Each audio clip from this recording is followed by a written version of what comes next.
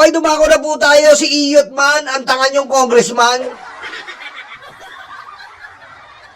Si Iyot Man po, ang pinakatangan congressman, ang pinakatamad na congressman na si Iyot Man, ay susugudin daw po ang bahay.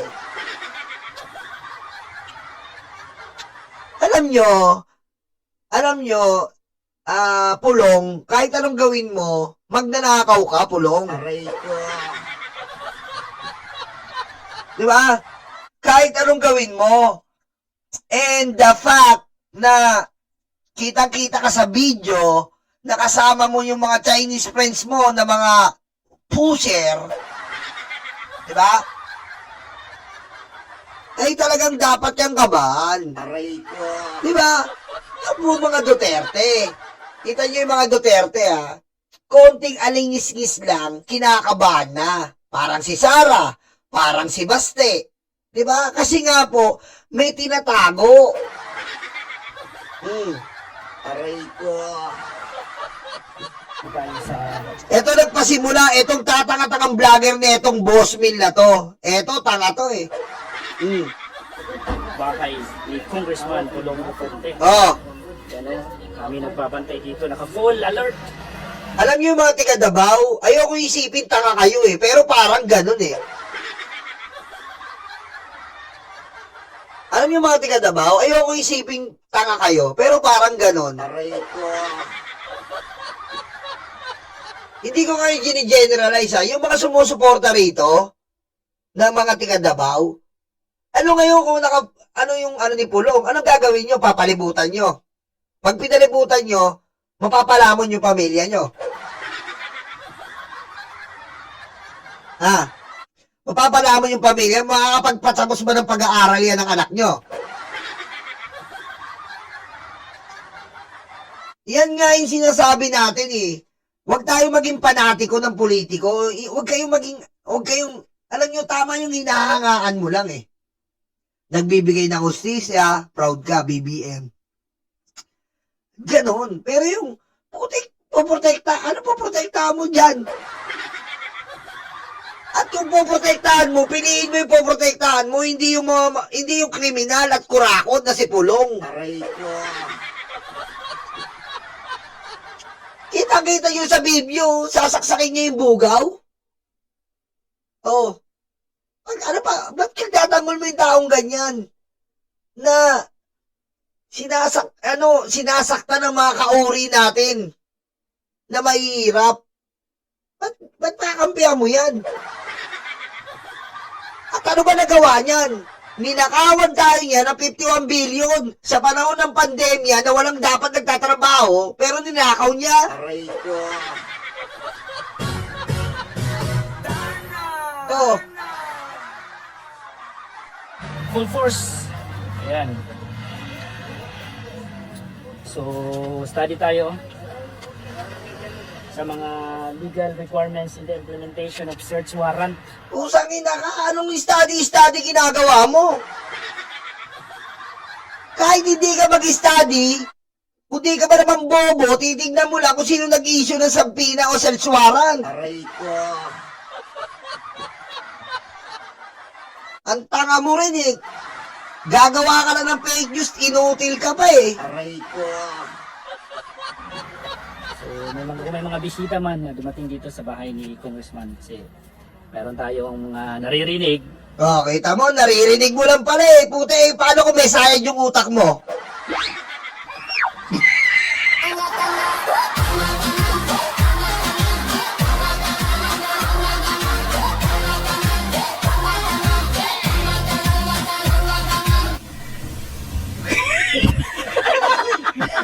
Kita nyo katarantaduhan nito. Meron daw siya naririnig. Eh, paano kung nalipasan ka ng gutom, nag-hallucination ka na pala?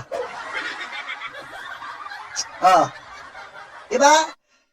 Putik, meron tayong naririnig, oh. Biglang may nagsasalita sa tenga mo, pusek. Ano yan? Hallucination yan, tanga. Aray ko.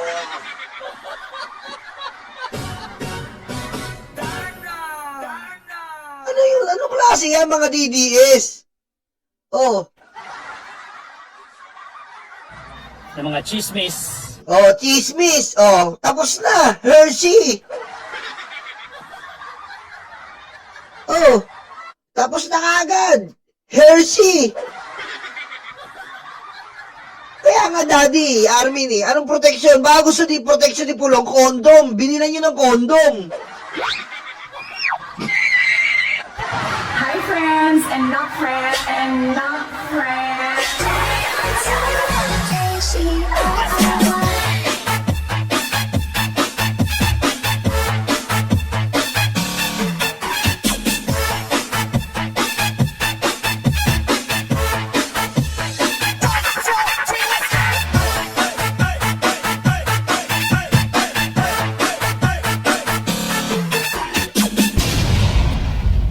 Grabe, kaya sabi ko sa inyo, ayoko nang maging Pilipino kung kasama kong lahi ay DDS. Ayoko na. Oh. Ayoko tawagin Pilipino kung kasama ko sa lahi ang mga DDS na bobo. Aray ko.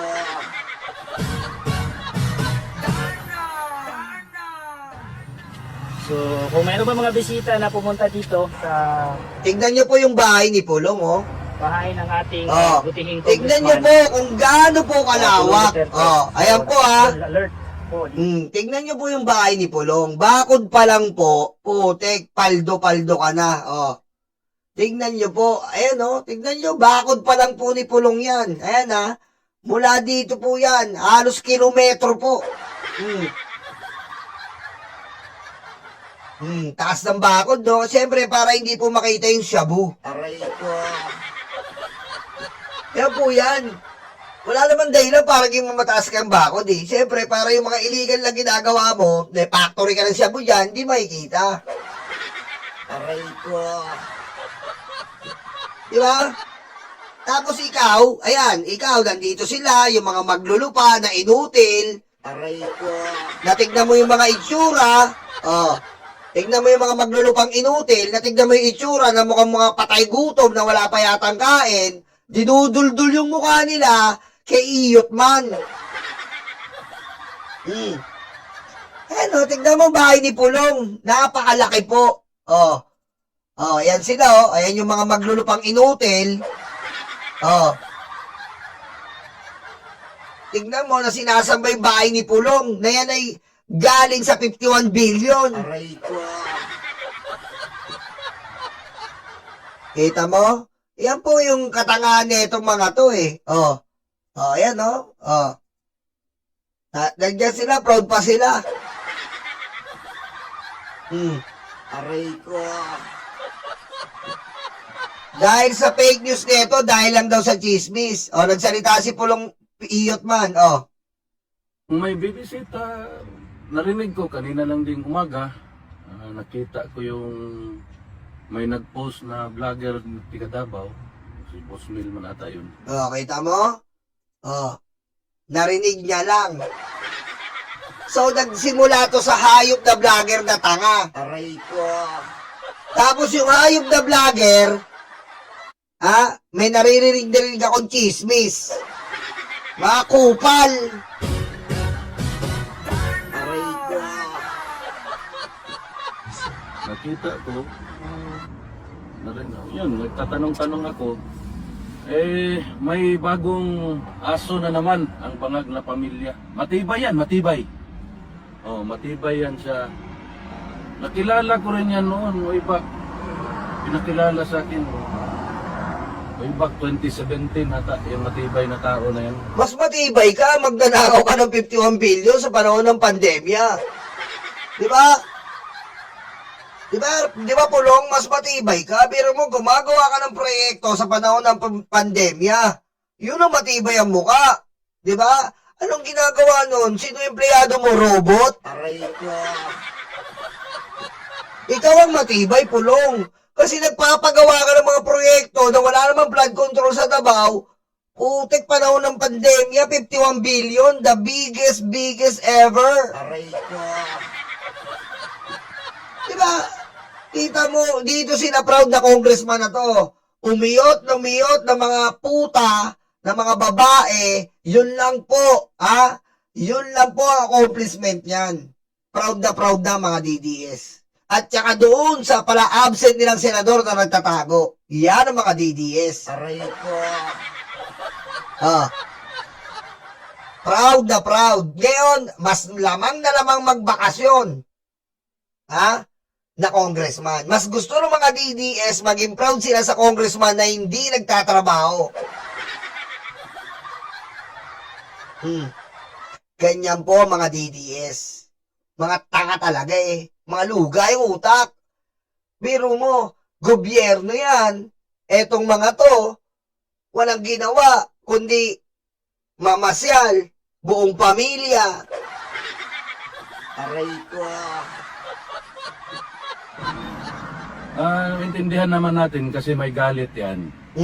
May galit kasi ang napag-alaman ko noon, Chismis uli. Mapag-alaman ko noon, chismis na naman. Chismis. Papaniwalaan nila, chismis. O, napag-alaman ko, narinig ko, nabalitaan ko. Aray ko. Istoryahe. yung nagpakilala, gustong mag-apply sa isang posisyon sa gobyerno, napag-alaman namin na korap. Ikaw, ano ka? Ano ka? Yun, nabalitaan mo lang. Ikaw, kurap ka talaga. Ang tindi ng mukha ang galangala ni Hedo, eh, no? Parang siya malinis, eh, no? Ikaw, ano tawag sa'yo? Pinaka-kurap. Ha? Dapat nyo may brand ka, eh. Ba't ayaw mo mag-try ng suka? Pinakurap. Aray ko.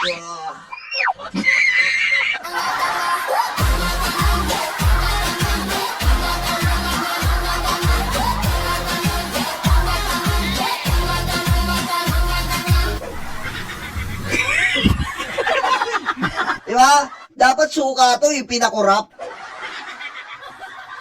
Hindi natanggap. No? Alam mo naman to si Presidente Rudy.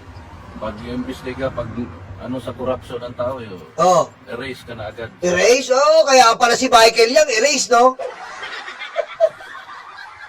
Michael Yang, no? Erase, di ba? Michael Yang, no? Pag, ano, erase, oh, erase. Erase, eh, no? Wala na, kasi nga, erase. Si Bato, erase. Aray ko. Erase, no? Erase. Taka, pulong, oh. Huwag mo kaming ululin, pulong. Proud na proud ka sa tatay mo, namimingit ng katulong. Aray ko. Erase, oh. Dito ko ba proud, oh? Oh, yan, oh. Totoy, oh. Oh, tatay mo, umabol ang Biyernes Santo, oh. Aray ko. Oh, tatay ni Pulong. Oh, ganyan dapat. Antikristo, eh. Diba? Ganyan dapat. Antikristo yan. Hayop yan, eh.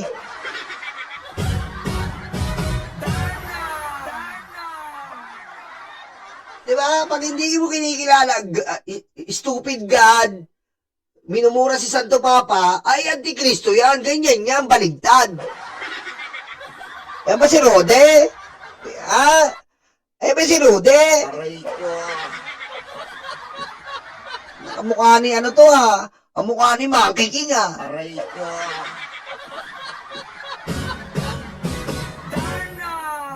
Oh, yan. Yung mga tiga Davao, ayoko isipin na tanga-tanga kayo, eh. Pero sa pinapakita nyo na pagiging panatiko na ewan ko sa inyo kung ano bang gagawin sa inyo pag sumunod kayo sa mga hayop na mga Duterte na yan, eh good luck sa inyo kung anong tatahakin ang landas ng buhay nyo. Di ba? Sabi ko sa inyo, dapat po tayo, lagi po tayong mamamayan. Tayo ang magkampiyan. Tayo ang magtulungan dito. Dahil yan, pag nakaposisyon yan, dapat paglingkuran tayo. Hindi. Putik, dila betlog, dila kuyukot. Oh. Diba? Hindi ganon. Tayo ang mga mamamayan na magkampiyan, hindi yung kakampihan nyo ganito. Kung sana kung kakampihan nyo, alam nyo kung kakampihan nyo, putik, sa totoo lang ha, kung may kakampihan tayong politiko, si Marcos Sr. eh. Ito ha, Hindi naman sa ano ha, Marcos Senior po talaga. Bakit? Yung ginagamit mong LRT oh. Yung ginagamit mong mga PhilHealth, yung ginagamit mong mga SSS, yung ginagamit mong Pag-ibig, yung ginagamit mong National Kidney, yung ginagamit mong Philippine Heart Center, yung ginagamit mong pang-graduation. Marcos Senior yan. Kung may sasambahin kang politiko, sambahin mo yung mga nagagamit mo ngayon. Sa totoo lang, maglilito ka na tayo dito. Oh. Sino ba nag-structured ng bansang ito? Sige nga, maghanap ka ng ibang presidente na may ginawa na nagagamit mo hanggang ilang salin lahi mo. Aray ko. Sige nga, maghanap kayo. Maghanap kayo na po ng presidente na to talagang hangaan sa hangaan. Sige nga, maghanap po kayo ng presidente na ilang salin lahi mo na. Lola ko, kinukwento pa yung LRT, lola ko na yun. Oh, hindi ko pa alam yun. Tatay ko, kinukwento yung LRT. Hanggang sa mga anak ko ngayon, kinukwento ko yung LRT. So may pagyayabang kang politiko, yung tumatatak, yung hanggang ngayon, tingnan mo. Yung legacy ng tao na ginagamit mo. Oh. Sino yan? Na kay Cory ba? Nasaan nagawa ni Cory? Na kay Pinoy? Na kay Gloria? Na kay Erap? Na kay Duterte? Kahit na kay Bongbong ba? Wala. Oh.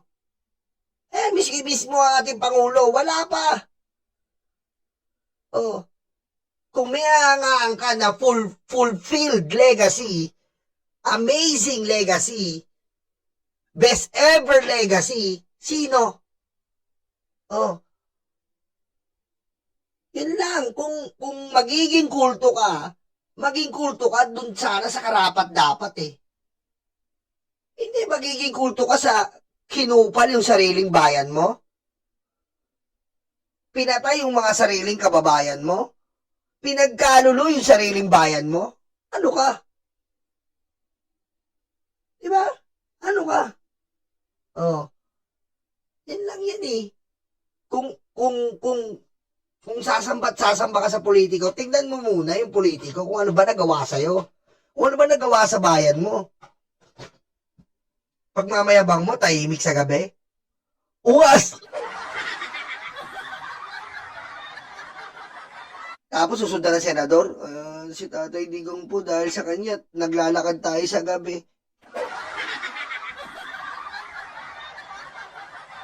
Ayun lang pagmamalaki nyo, naglalakad sa gabi? Ikukumpara nyo yan sa LRT? Aray ko. Ha? Ikukumpara mo yan sa Veterans Hospital? Sa National Kidney? Sa Philippine Heart Center?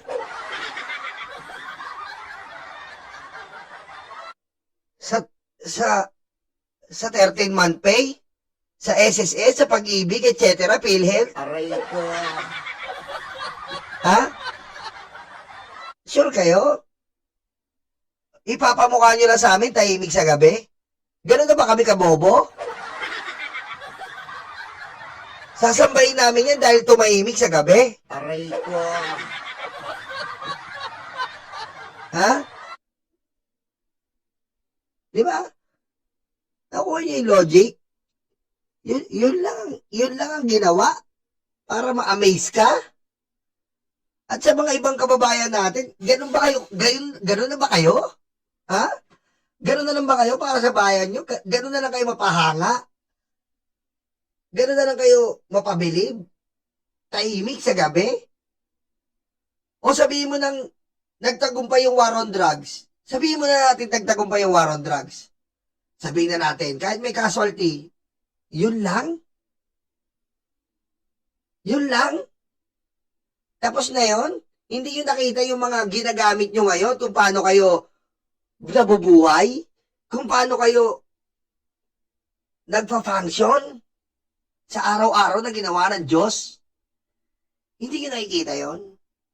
Bobo kayo. Aray ko.